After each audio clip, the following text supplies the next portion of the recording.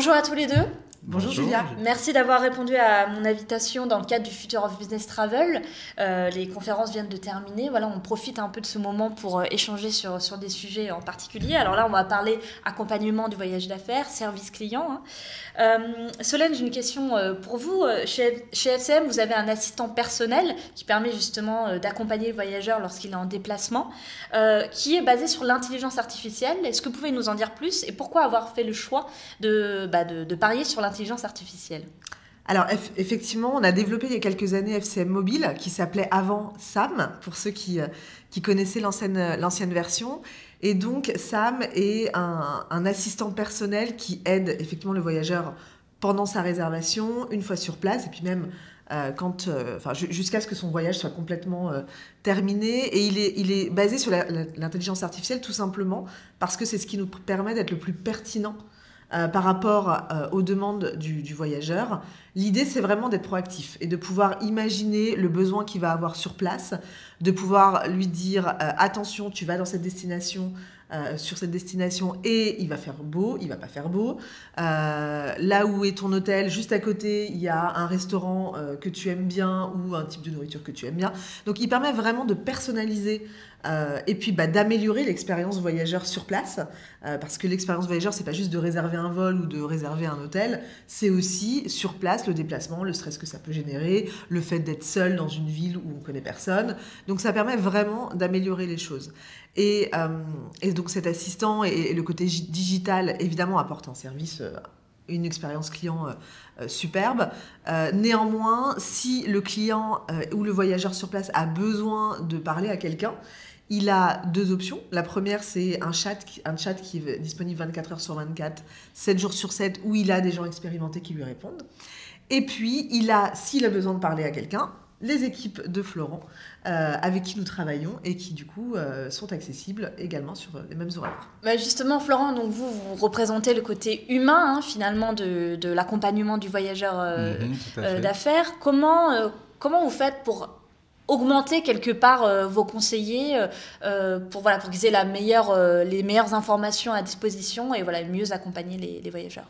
Alors c'est vrai que on est très à l'écoute par rapport aux besoins de l'agence de voyage, parce que tout démarre à partir de l'agence de voyage et du contrat qui a été passé avec son client. Donc il y a pas mal de réunions d'informations qui sont faites et tout le long du contrat puisque dès qu'il y a un nouveau client qui arrive, on regarde comment ça se passe et on informe nos conseillers. Donc ils ont un intranet avec une page qui leur décrit tous les process qui sont à suivre, en plus du GDS Amadeus ou Sabre qui permet d'avoir les profils voyageurs où toutes les informations sont là. Donc nous, le collaborateur, il peut vraiment prendre en charge la demande sans aucun problème, puisqu'il a accès à toutes les informations et il a les directives qui sont données à la fois par l'entreprise et par l'agence de voyage. Donc de ce côté-là, le côté technique chez nous est très présent, même si on est toujours dans de la relation client. Oui, vous m'avez parlé aussi tout à l'heure d'une étude sur l'analyse de l'émotion. Ça peut servir aussi pour... Alors oui, donc là, il y a un cabinet qui est en contact avec le CNRS et qui fait ces études de voix.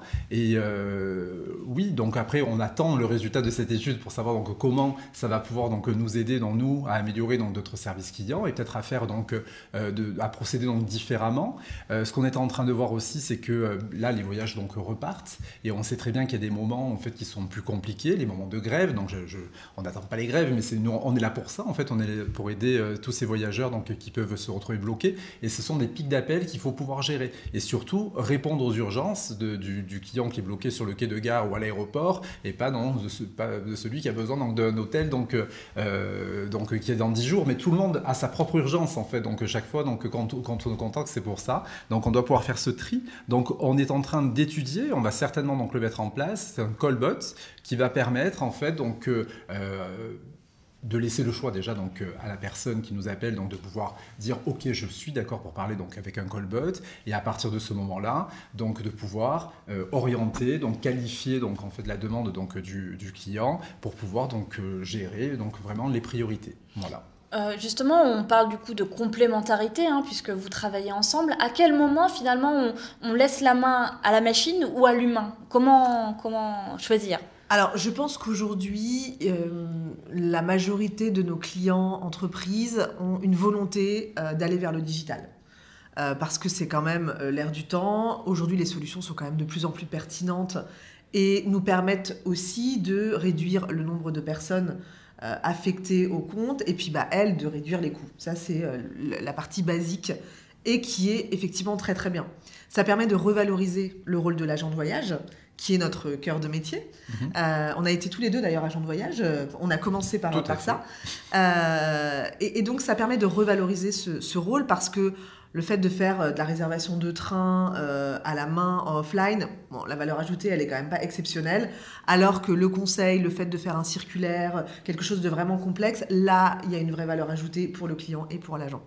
Et donc, effectivement, la partie techno a une place importante. Mais la partie humaine, et je crois que c'est quelque chose qui nous tient à cœur tous les deux avec Florent, dont on discute souvent, la relation client, le fait d'avoir quelqu'un au bout du fil qui est disponible quand on en a besoin, c'est sacré.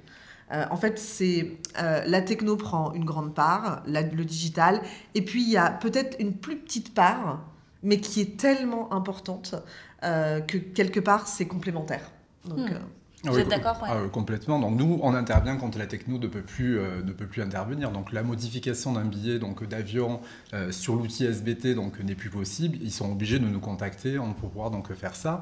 Ils sont bloqués à l'aéroport. En fait, il n'y a pas de solution proposée par la compagnie, ou du moins la solution qui leur permet de partir plus vite, et ils ne trouvent pas de disponibilité sur l'outil. C'est pareil. Donc on est contacté.